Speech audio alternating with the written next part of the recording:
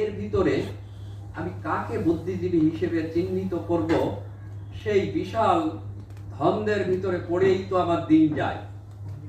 আমি নিজে যেটি জানি সেটিও এখন এক সময় ভুলতে বসা ছাড়া আমার গত্যন্তর থাকে না।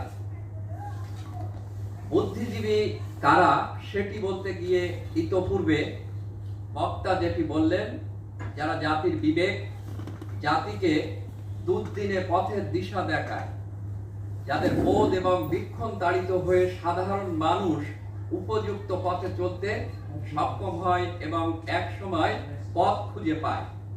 সেটি যদি হয় তাহলে ৭১ সালে যারা শহীদ হয়েছেন তাদেরকে আমরা বুদ্ধিজীবী বলছি। চিহ্নিত বুদ্ধিজীবীর সংখ্যা নির্ণয় করার জন্য প্রাণান্তকর গণনা করছি, সেই গণনার জন্য লক্ষ লক্ষ টাকা খরচ করছি। কাজল যেমনটি বলে গেলেন তিনি বুদ্ধিজীবী পরিবারের সন্তান,